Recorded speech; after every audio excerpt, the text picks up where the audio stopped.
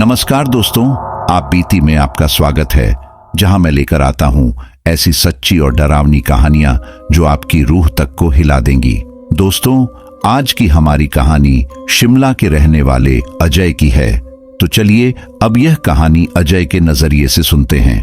कहानी शुरू करने से पहले अगर आप हमारे साथ नए जुड़े हैं तो चैनल को सब्सक्राइब कर लीजिए ताकि हमारी हर अगली कहानी सीधे आप तक पहुंच सके। और अब बिना किसी देरी के चलिए आज की इस खौफनाक कहानी की शुरुआत करते हैं। नमस्कार दोस्तों, मेरा नाम अजय है और मैं शिमला के पास के ही एक छोटे से गांव का रहने वाला हूं। मैं सबसे पहले अपनी जानकारी आपको देता हूं। मैं एक अनाथ हूं और मैंने अभी अभी 10वीं पास की है। जब मैं बहुत छोटा था तो मेरे माता पिता की मौत एक कार एक्सीडेंट में हो गई थी। मेरे पिताजी सरकारी नौकरी किया करते थे। उस समय मैं 6 साल का था। मुझे मेरे पड़ोसियों ने पाल पोस कर बड़ा किया क्योंकि मेरे रिश्तेदार मुझसे मुंह मोड़ चुके थे। फिर मैं 9 साल तक एक अनाथ आश्रम में पला बढ़ा। वहां की जिंदगी कैसी होती है मैं आपको बता नहीं सकता। जैसे ही मैं 14 साल का हुआ, एक छोटी सी दुकान पर काम करने लगा। वहां से जो भी पैसे मिलते उससे मैं किराया भरता और छोटे से कमरे में रहने लगा था। वहां के मालिक ने मुझसे बहुत कम किराया लिया और खाने पीने का भी इंतजाम कर दिया करता था। इसलिए मैं भी दुकान में मेहनत से काम करता था। वह इतना अच्छा था कि मुझे पढ़ने के लिए भी समय देता था। सुबह मैं स्कूल जाता और लौटकर दुकान में काम करता। शाम को पढ़ाई के लिए समय मिल जाता था और उसी से मैंने अपनी पढ़ाई जारी रखी।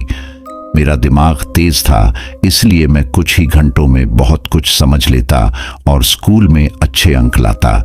लेकिन जब आपके सिर पर किसी का हाथ ना हो तो आगे बढ़ना मुश्किल होता है। बड़ी मुश्किल से मैंने 10वीं तक पढ़ाई की। मेरे पास ज्यादा पैसे नहीं थे, लेकिन फिर भी मैं कॉलेज में पढ़ना चाहता था। किसी तरह सिफारिश से कॉलेज में एडमिशन हो गया और गरीब कोटे में मुझे फीस भरने की भी जरूरत नहीं पड़ी।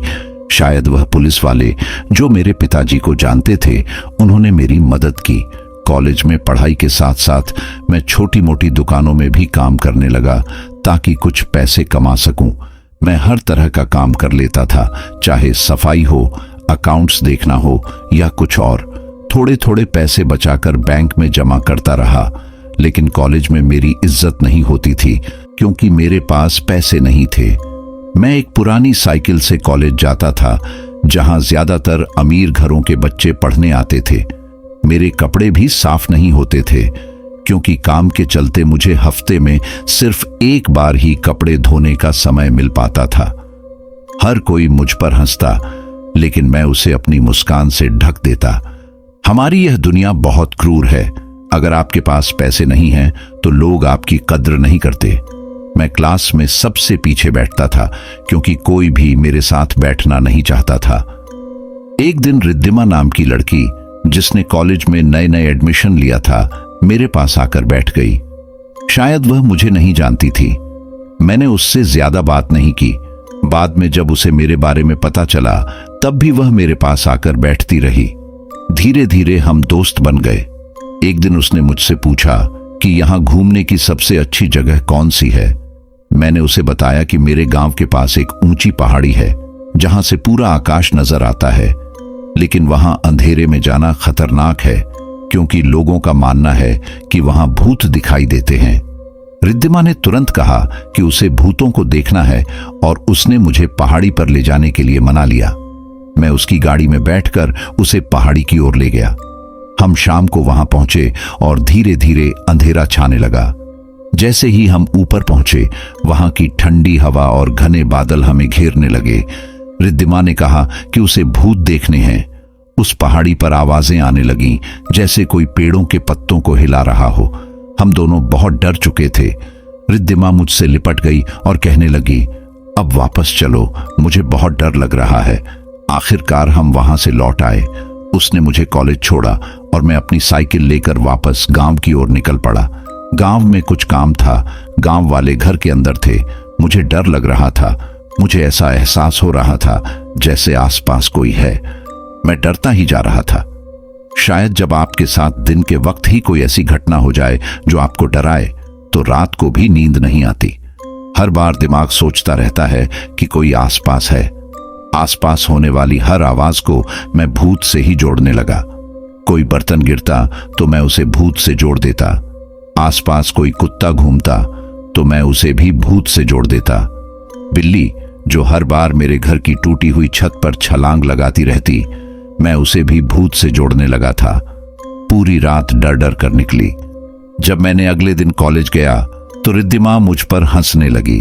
तुम रात को डरे थे? मुझे तो बिल्कुल डर नहीं लगा। मैंने तो अपने कुछ दोस्तों को घर पर बुला लिया था और कहानियां सुनाई कि मैंने भूत देखा, आज फिर से चलेंगे। मैंने कहा, नहीं, मुझे बहुत डर लगता है। मैं पहली घटना को भूल नहीं पा रहा, पर वह फिर भी वहां दोबारा जाना चाहती थी। रिद्धिमा मान ही नहीं रही थी। दूसरी शाम भी हम वहां पर गए। अब यह हर रोज का काम हो गया था। हम पहाड़ी पर जाते, वह अपने साथ घटी घटनाएं बताती और जैसे ही वहां पर धुंध सी आ जाती, बादल घिर जाते, हमें डर लगना शुरू हो जाता।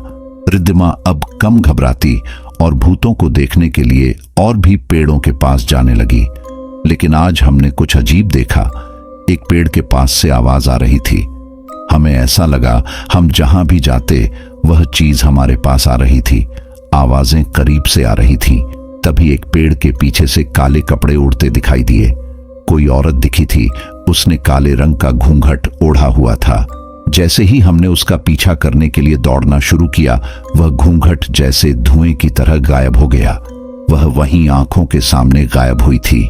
हम दोनों डर गए और भागते हुए गाड़ी के अंदर आकर बैठ गए। उसके बाद भी ऐसा लगता रहा कि कोई आसपास है। आवाजें आती रहीं।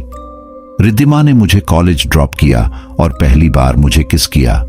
मैं भी सोचने लगा, क्या सच में वह मुझे पसंद करती है? मेरा दिल उस पर आ गया था। शायद उसका भी मुझ पर दिल आ गया होगा। अब हर रोज की तरह हम शाम को वहां जाते, बातें करते और उसके बाद अजीब अजीब सी घटनाएं होती।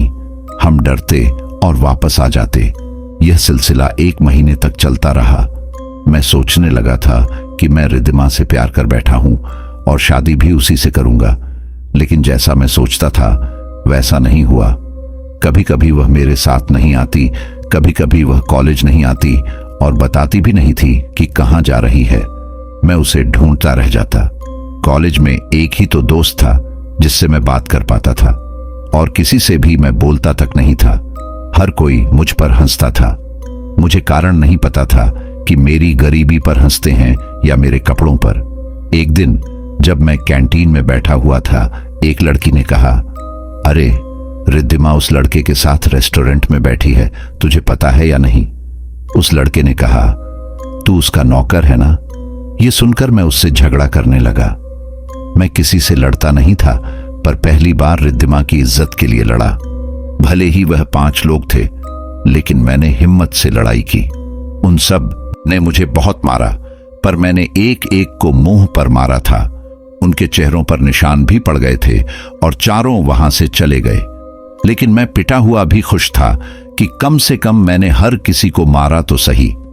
इसके बाद मैं सीधा रेस्टोरेंट की तरफ गया, यह देखने के लिए कि वह मुझे चिढ़ा रहे थे या इसमें कोई सच्चाई है। वहां रिद्धिमा को एक लड़के के साथ देखकर मुझे बहुत दुख हुआ और गुस्सा आया। क्या वह मुझे धोखा दे रही है? मैं सीधा उसके पास चला गया, लेकिन तभी रिद्धिमा को उस लड़के को किस करते हुए देखा और मेरे पैरों तले जमीन खिसक गई। मैं दौड़कर उसके पास गया और उस लड़के को कॉलर से पकड़ लिया। फिर रिद्धिमा से कहा, तुम मुझे धोखा दे रही थी, मुझे बेवकूफ बना रही थी। रिद्धिमा ने मेरी तरफ देखा और पहली बार उसका एक अलग रूप मैंने देखा। रिद्धिमा ने मुझसे कहा, तुम्हें थोड़ा सा भाव देना शुरू कर दिया तो तुम मुझे अपनी गर्लफ्रेंड समझने लगे। मुझे पहले से शक था। देखो, तुम जैसा मेरा बॉयफ्रेंड कभी बन ही नहीं सकता। तुम्हारे जैसे तो बहुत सारे घूमते हैं मेरे पीछे। तुम्हारे साथ थोड़ा अच्छा लगता था क्योंकि तुम मुझे अच्छी अच्छी जगह घुमाते थे, इसलिए तुम्हें गाड़ी में बैठने देती थी, वरना तुम्हारे जैसे को गाड़ी में बैठने तक ना देती। उसके इन शब्दों के बाद मेरी जुबान से कुछ भी नहीं निकला। मैं शांत हो गया और सच्चाई का तमाचा मेरे चेहरे पर पड़ चुका था। मैं जान गया था सच क्या है। मैं तो वैसे ही सपनों में खोया रहता था और अब दोबारा से उसी सच्चाई को जान गया था। वहां से चुपचाप मैं बाहर की तरफ आ गया और अब करता भी क्या। उसके बाद मैं घर आ गया और रोता रहा रात के 10 बजे तक। अगले दिन मैं कॉलेज नहीं गया। मुझे शाम तक बस उसकी याद आती रही। फिर तीसरे दिन जब मैं कॉलेज गया तो रिद्धिमा किसी और लड़के के साथ बैठी हुई थी, उसी तरह जैसे मेरे साथ बातें किया करती थी। अब वह किसी और के साथ बातें कर रही थी। कई लोग मुझ पर हंस रहे थे, कई मुझे उसका नौकर समझ रहे थे। उसने हर किसी से यही कहा था कि उसने यहां पर एक नौकर रखा हुआ है जो उसे घुमाने के लिए है। वह एक गाइड चाहती थी और मैं उसका गाइड था। सब मुझ पर हंसा करते थे और मैं बहुत ज्यादा मायूस हो गया था। पहली बार कोई लड़की मेरी दोस्त बनी थी, या कहूं पहली बार कोई मेरा दोस्त बना था। मैंने किसी को कभी दोस्त बनाया ही नहीं था और अब मुझे धोखा मिल गया था। मैं ना तो अब किसी को दोस्त बनाना चाहता था और ना ही किसी के पास जाना चाहता था। लेकिन अब मुझे याद आने लगा कि कैसे मैं उसे पहाड़ी पर लेकर जाता था और उससे बातें करता था। वहां बैठना मुझे बहुत अच्छा लगता था। कहते हैं जब आप बहुत ज्यादा मायूस हो तो वहां जाना चाहिए जहां सबसे ज्यादा अच्छा लगता है। मैं चल पड़ा था उसी पहाड़ी की ओर साइकिल से। मुझे पहाड़ी के ऊपर चढ़ने में बहुत परेशानी हो रही थी। मैं साइकिल से उतरा और चलते चलते उस पहाड़ी के ऊपर आ गया। गाड़ी से ऊपर तक पहुंचना बहुत आसान होता है, लेकिन साइकिल से ऊपर जाने में बहुत मेहनत लगती है। फिर भी मैं उस छोटी पहाड़ी पर चढ़ा और वहां बैठा रहा। धीरे धीरे बादल नीचे की तरफ आने शुरू हो गए और वहां अंधेरा होने लगा। आज डर नहीं लग रहा था। जब इंसान मायूस हो तो डर लगता ही नहीं। भूत से भी कोई डर नहीं लग रहा था। वह कौन था काले चोले वाला, उसके बारे में भी सोच रहा था। मैंने साइकिल एक तरफ लगाई, एक पत्थर पर बैठा और आकाश की तरफ देखने लगा। मैं रिद्धिमा की बातें याद किए जा रहा था। फिर आसपास से आवाजें आने लगीं, जैसे कोई आसपास आवाज कर रहा हो, चीजें हिला रहा हो, डराने की कोशिश कर रहा हो। पेड़ों पर छलांग मारकर दूसरे पेड़ों पर जा रहा था, पर मैं डर नहीं रहा था, उसकी तरफ देख भी नहीं रहा था। आज मुझे मरने से भी डर नहीं लग रहा था। बस मैं वहां बैठा रहा और आकाश को देखता रहा। कब वहीं पर मुझे नींद आ गई मुझे नहीं पता। सुबह 7 बजे उठा। मैं एकदम हक्का बक्का था। सूरज एक कोने से उग रहा था, रोशनी बढ़ चुकी थी। मैंने साइकिल उठाई और सीधा घर की तरफ निकल पड़ा। मैं सोच रहा था कल यहीं पर सो गया, ठंड नहीं लगी। शायद मैंने मोटे कपड़े पहने हुए थे, इसलिए यहीं पर सो गया। घर पहुंचकर सांस में सांस आई थी। रात को कुछ खाया नहीं था। आज कुछ न कुछ बनाना होगा, लेकिन सबसे पहले ब्रश करना होगा और मुंह हाथ धोने होंगे। जैसे ही मैं बाथरूम में पहुंचा, आईने के सामने अपना चेहरा देखा। मेरे चेहरे पर किसी ने पेन से निशान बना रखे थे। ये निशान किसने बनाए होंगे? मैं कहीं गया तो नहीं था, बस इस पहाड़ी पर गया था और यहां पर कोई निशान बना गया। कौन था यह? किसने ऐसा किया? मैंने देखा यह लाल पेन था। मेरी ही जेब से पेन निकाला गया और मेरे ही चेहरे के ऊपर निशान बना दिए गए। कौन हो सकता है यह? भूत प्रेत का काम तो नहीं हो सकता, क्योंकि भूत प्रेत ऐसे छोटे काम नहीं करते। वह तो मारने की कोशिश करते हैं ना। यह किसने किया? कौन हो सकता है? अब मुझे वहां पहाड़ी पर दोबारा जाना था ताकि यह रहस्य सुलझा सकूं। पूरे दिन मैं इसी बारे में सोचता रहा, करूं तो क्या करूं। कॉलेज गया था पर पीछे बैठा रहा, रिद्धिमा की तरफ देखा तक नहीं।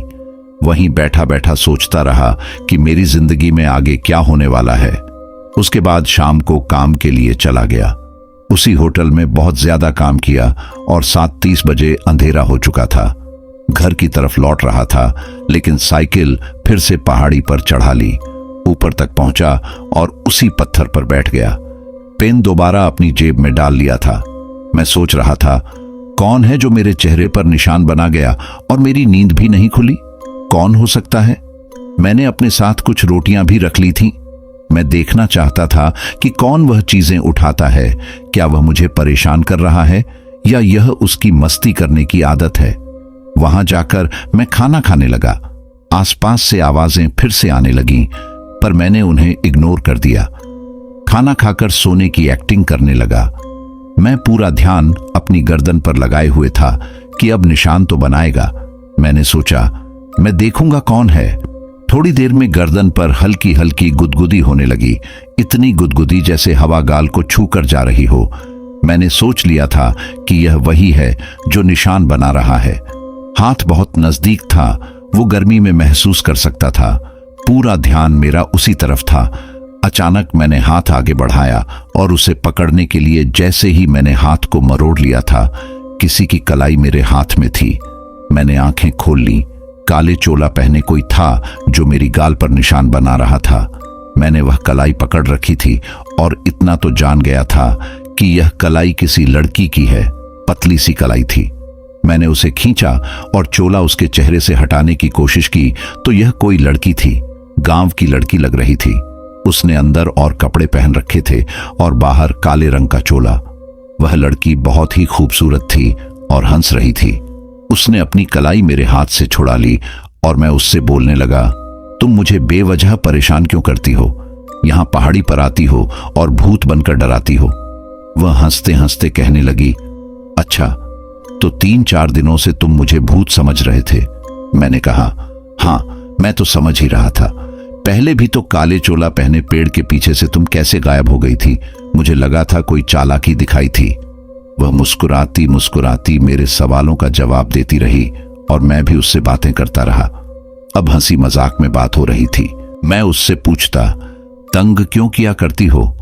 उसने कहा, यहां पहाड़ी के बिल्कुल पास नीचे की तरफ मेरा घर है। मेरे माता पिता काम करने के लिए शहर जाते हैं और हफ्ते भर के लिए मैं यहीं अकेली रहती हूँ। खाना मुझे दे दिया जाता है और मैं यहाँ घूमती फिरती रहती हूँ। जब मैंने देखा कि तुम यहाँ पहाड़ी पर आने लगे तो तुम्हें तंग करने के लिए आती थी। मेरे पिता कहा करते थे, लोगों को डराओ तो यहाँ कोई नहीं आता और हम सुरक्षित रहते हैं। इसलिए मैंने डराने की कोशिश की, लेकिन तुम तो डरते ही नहीं। मैंने हंसते हंसते कहा, अच्छा, काले चोले पहनकर पेड़ों पर उछलने से कोई डरता है क्या? कुछ करती तो सही, हमें मारने की कोशिश करती, चोट पहुंचाती, फिर तो डरकर भागते। वह कहने लगी, नहीं नहीं, यह मैं क्यों करूंगी? मैंने तुम्हें डराने की कोशिश की, तुम डरे नहीं। फिर तुम उस लड़की के साथ आए थे, उस दिन देखा तुम मायूस थे। वह लड़की कहाँ है? मैंने मायूस चेहरे से कहा, वह लड़की मेरा मजाक बनाती थी। मैं गरीब हूं तो मुझे लगा कि वह मुझे पसंद करती है, लेकिन वह मुझे नौकर समझकर यहां घुमाने लाती थी। वह भी कहने लगी, अच्छा तो तुम्हें भी बेवकूफ बनाया गया है जैसे और लड़कों को बनाया जाता है। मैंने हंसते हुए कहा, हां बिल्कुल, मुझे भी वैसे ही बेवकूफ बना दिया। अब हम हंसी मजाक में बातें कर रहे थे। वह अपने बारे में नई नई कहानियां बता रही थी जो सुनने में बड़ी अजीब लगती थी। बार बार वह मजाक में कह देती, मेरे पिता उड़ सकते हैं, मेरी मां जमीन में समा जाती है। वह मुझे डराने की कोशिश कर रही थी और मैं हंसी में कहता, मैं तो पहाड़ों को अपनी छोटी उंगली से घुमा देता हूं। लेकिन आज कुछ अजीब हुआ। इस पहाड़ी पर दूर से आती हुई एक गाड़ी देखी। यह गाड़ी रिद्धिमा की थी और वह किसी और लड़के के साथ इस पहाड़ी की तरफ आ रही थी। सामने गाड़ी रुकी। रिद्धिमा ने मुझे देख लिया। वह भागती हुई मेरी तरफ आई और कहने लगी, तुम यहां क्या कर रहे हो? इतनी अच्छी जगह को तुम्हारी गरीबी खराब कर देगी। भागो यहां से, मैं अपने दोस्त के साथ आई हूं और अकेलापन चाहती हूं। जल्दी से निकल जाओ, वरना मैं फोन करके अपने दोस्तों को बुलाऊंगी। और यह लड़की कौन है? अच्छा, तुम्हारी गर्लफ्रेंड लगती है। कपड़ों से तो कोई भूतनी सी लगती है।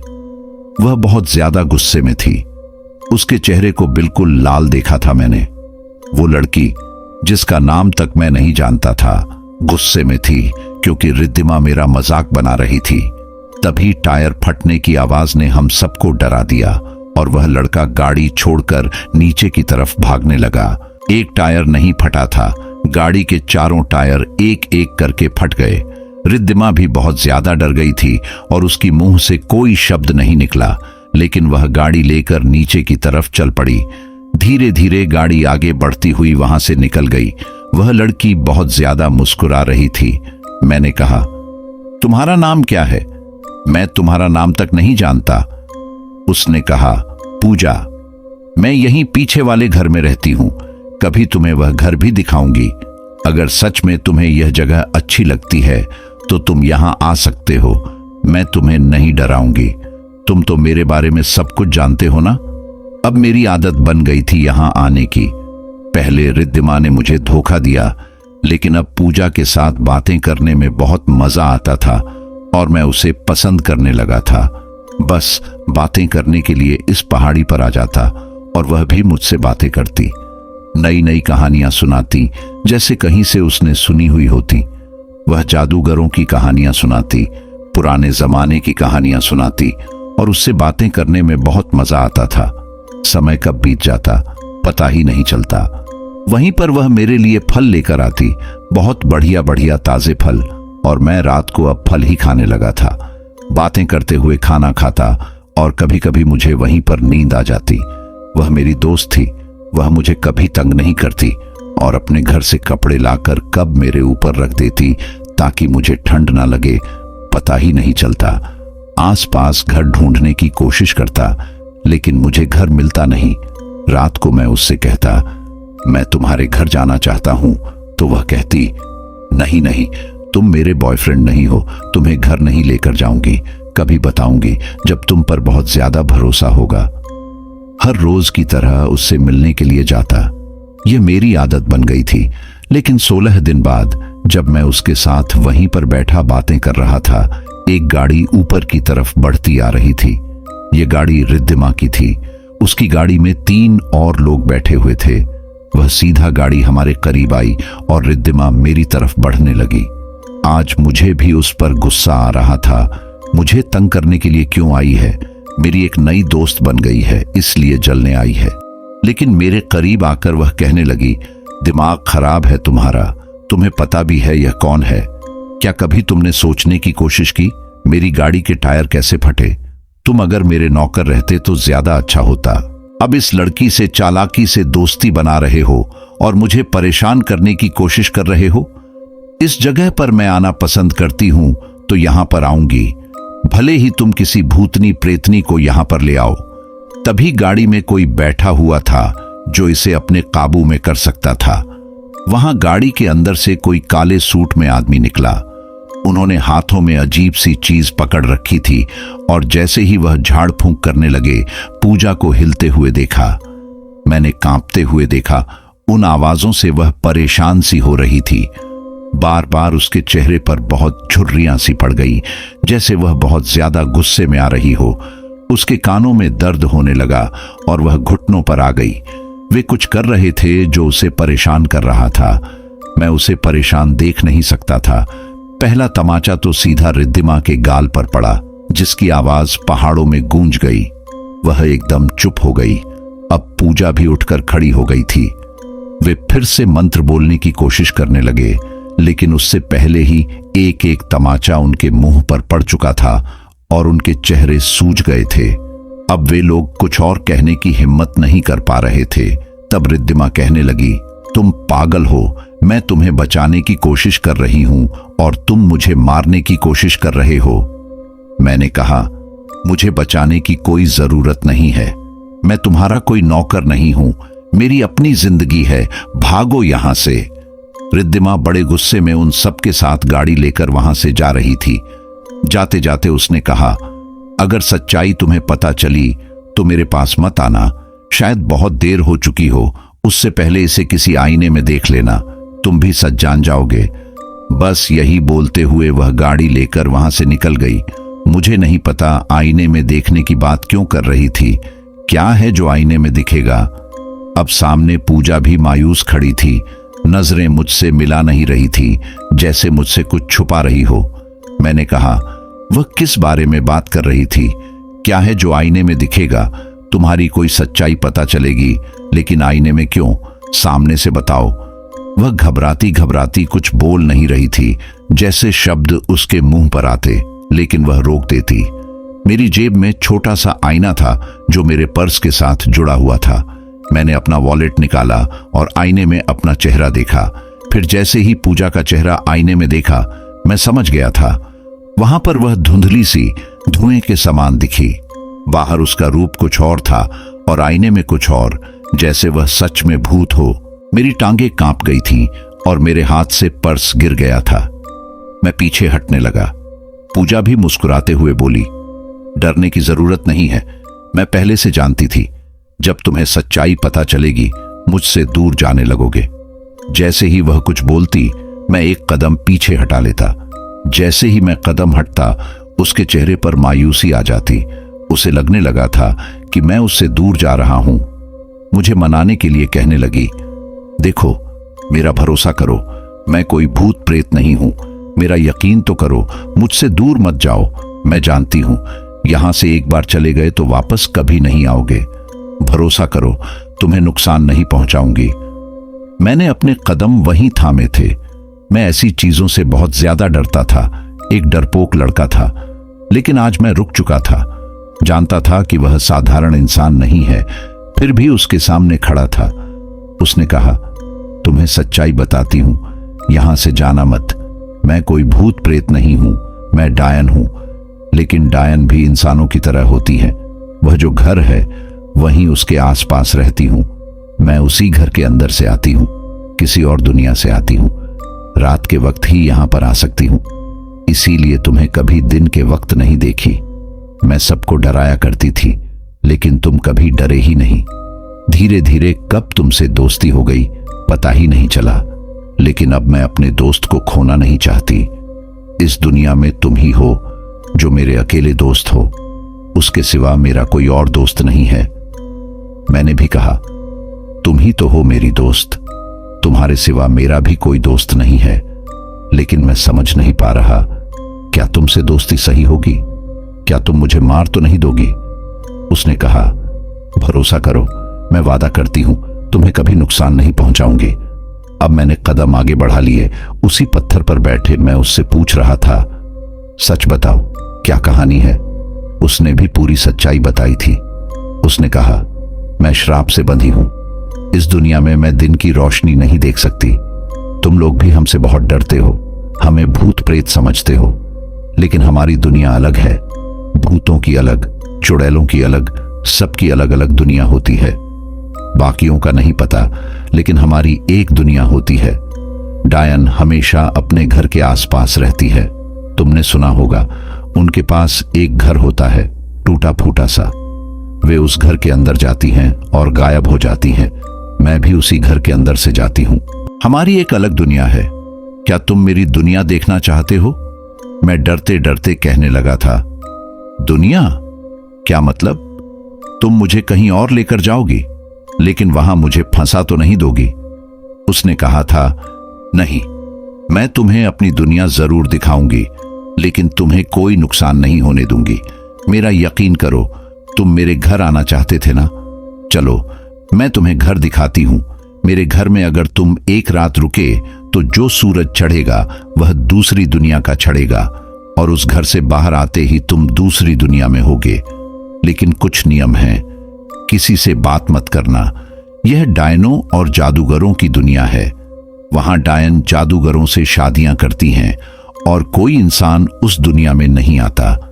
जिस तरह से तुम इंसान हमें यहां आने नहीं देते, उसी तरह हम भी तुम्हें वहां पर आने नहीं देते। उस घर में एक दरवाजा है जो दूसरी दुनिया में जाने का होता है, लेकिन जिसका घर है उसकी इजाजत के बिना तुम उस दुनिया में नहीं जा सकते। उसी तरह बिना इजाजत तुम उस दुनिया से यहां भी नहीं आ सकते। मैं वहां लेकर जाऊंगी और वापस तुम्हें यहां लेकर आऊंगी। क्या तुम जाना चाहोगे? मैं उस पर यकीन करने लगा था। एक ही तो दोस्त थी, भले ही वह डायन ही क्यों ना हो। मैंने हां भर दी। ये रात के 9 बजे का समय था जब मैं उसके घर की तरफ बढ़ चला। उसे पहाड़ी से एक तरफ नीचे जाने का रास्ता था। यह पगडंडी सी थी। जैसे ही हम नीचे पहुंचे, टूटा फूटा लकड़ी का घर दिखा। उसने कहा, इसमें पलंग लगा हुआ है, यहीं पर सोना होगा। कल का सूरज दूसरी दुनिया का उगेगा। मैं उस पर भरोसा करके उसी घर के अंदर चला गया। घर अंदर से बहुत साफ सुथरा था। कई पलंग लगे हुए थे, छोटे छोटे अजीब तरह के पलंग।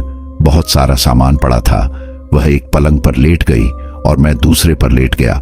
वहां कब मुझे नींद आ गई पता ही नहीं चला। 6 मिनट बीत गए या फिर पूरी रात। बाहर रोशनी निकल आई थी। वह मेरे सामने खड़ी थी और मैं एकदम से घबरा गया। उसने कहा, चलो मेरी दुनिया देखने का समय आ गया है। यह अगला दिन हो चुका है। जैसे ही हम घर के बाहर गए मुझे कुछ अलग नहीं लगा। सामने सूरज निकला हुआ था, वैसे ही पेड़ थे। मैंने कहा, दूसरी दुनिया? मैंने सोचा था कि यहां उड़ते हुए जादूगर होंगे, डायने बड़े बड़े झाड़ू पर उड़ रही होंगी, लेकिन यहां तो कुछ नजर नहीं आ रहा। उसने हंसते हुए कहा, देखो यहां क्या दिखता है। हम पहाड़ी के ऊपर गए और मेरी साइकिल वहीं पड़ी थी। मैंने उसे उठाने की कोशिश की, लेकिन साइकिल जैसे जमीन से चिपक चुकी थी, उसे चलाया ही नहीं जा सकता था। उसने कहा, यह साइकिल तुम चला नहीं पाओगे। इस दुनिया में तुम्हारी दुनिया की चीजें तो नजर आती हैं, लेकिन इस्तेमाल नहीं की जा सकती। मैं यहां दिन के वक्त घूम सकती हूं, लेकिन तुम्हारी दुनिया में सूरज हमें मारने लगता है। इसके बाद हम पहाड़ी से नीचे उतरे और शहर की तरफ बढ़े। सफर लंबा था, लेकिन शहर पहुंचने पर मैं हैरान रह गया। यह मेरा शहर था ही नहीं। शिमला ऐसा नहीं है। अजीब अजीब से लंबे लंबे झोपड़े, पीले रंग के घर, हरे रंग की झोपड़ियां जो आधी जमीन के अंदर ढसी हुई थीं। अंडरग्राउंड घर बने हुए थे। पेड़ों के ऊपर बड़ी बड़ी झोपड़ियां लटक रही थीं, जैसे पक्षियों के घर हों। वे लोग साधारण लग रहे थे, लेकिन साधारण नहीं थे। अजीब अजीब सी बिल्डिंग्स और लोगों के हाथों में भी अजीब चीजें थीं। उनके जूते जैसे हवा छोड़ते हों और वे थोड़ा थोड़ा उड़ते थे। सड़कें खाली थीं, मर्द उड़ रहे थे, जबकि औरतें जमीन में समाकर दूसरी तरफ से निकल जाती थीं। कुछ के अंदर से शक्तियां निकलती, जैसे वे पौधे बन जाती। पूजा मुझे समझाते हुए कह रही थी, किसी से बात मत करना, मैं तुम्हें यह शहर घुमाऊंगी। अगर किसी को तुम्हारी पहचान नहीं पता चली तो तुम सुरक्षित रहोगे। हम आगे बढ़ते रहे और मैं हैरान होता रहा। जितने भी लोग वहां थे, उन सभी में अजीब शक्तियां थीं। पूजा बहुत खूबसूरत थी। जितनी भी लड़कियां और औरतें थीं, वे भी बेहद खूबसूरत थीं। जादूगर सूट पहने हुए थे और उड़ रहे थे। मैंने खुद को थोड़ा असामान्य महसूस किया। हम बाजार में घूमे। पूजा ने बड़ी बड़ी लकड़ी की बिल्डिंग्स दिखाई, जो बार बार अपने आकार बदलती थीं। कभी 3 मंजिला हो जाती तो कभी 8 मंजिला। वहां की हर चीज हिल रही थी, घर, पौधे, सब कुछ। मैं सोच रहा था, यह कहां आ गया हूं। पूजा ने कहा, पूरा दिन घूमेंगे, फिर शाम को घर की तरफ चलेंगे। रात यहां बिताओगे और फिर दिन में अपनी दुनिया में चले जाओगे। मैं उत्सुक था, लेकिन डर भी लग रहा था। दोपहर तक सब ठीक था, लेकिन फिर गड़बड़ हो गई, जिसके बारे में पूजा को भी अंदाजा नहीं था। एक जादूगर जो पूजा को पसंद करता था, हमें देख रहा था। उसने मेरी तरफ आग का गोला फेंका।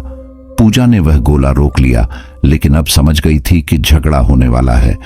वह उस जादूगर से भिड़ गई और मैं पीछे छिपने लगा।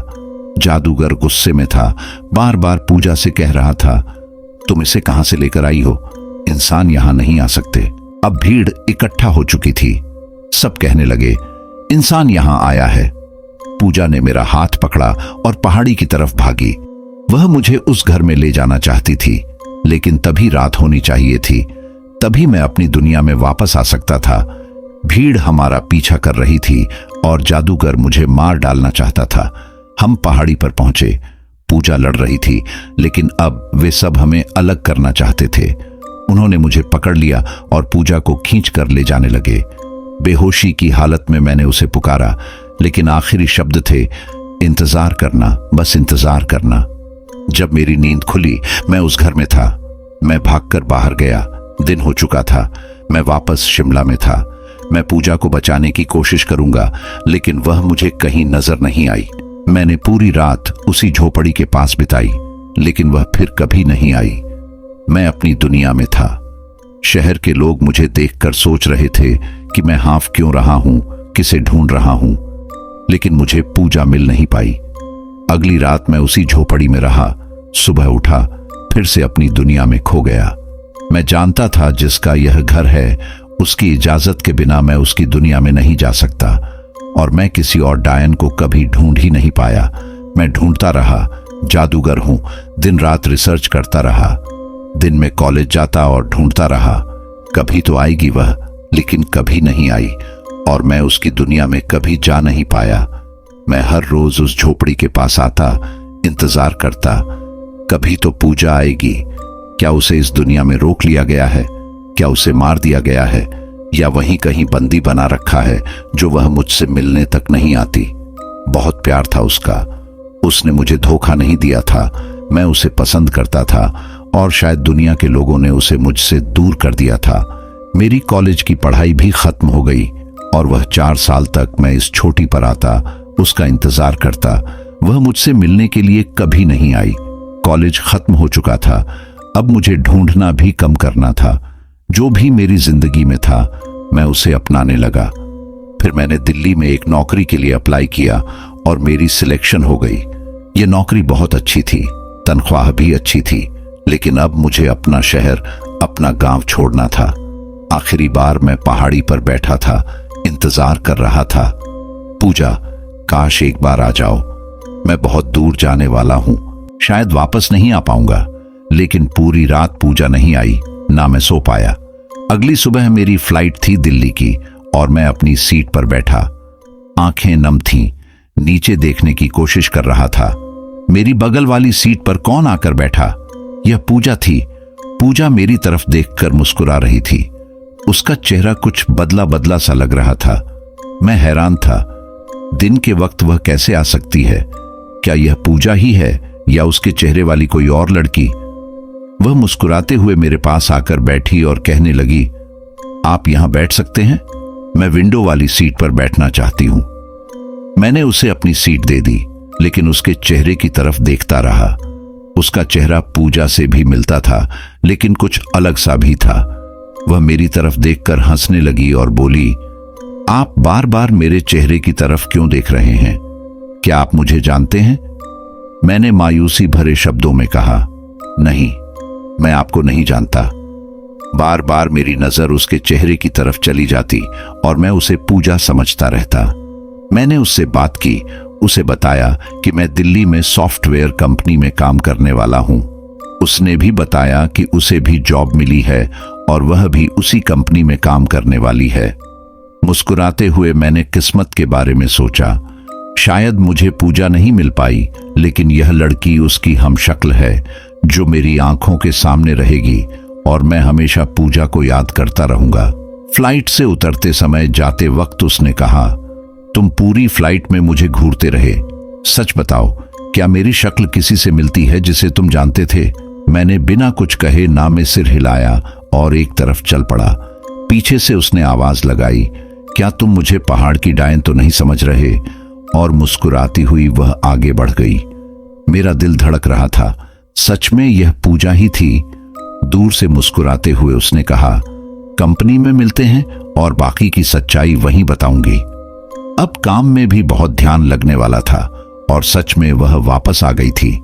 मैं जानना चाहता था कैसे दिन की रोशनी में एक डायन हमारी दुनिया में अब भी बची हुई है। कैसे वह उस श्राप से मुक्त हो पाई? 9 साल बाद ही क्यों वापस आई?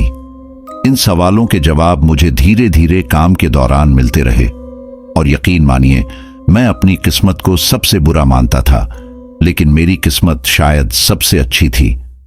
मैं अनाथ था और भविष्य में मेरी जिंदगी सबसे अच्छी बीतने वाली थी। तो दोस्तों, यह थी हमारी आज की कहानी। आपको हमारी आज की कहानी कैसी लगी? कमेंट बॉक्स में कमेंट करके जरूर बताएं। बस आप अपना और अपने परिवार का ख्याल रखें और अगर अभी तक चैनल को सब्सक्राइब नहीं किया है तो कृपया चैनल को सब्सक्राइब कर लीजिए।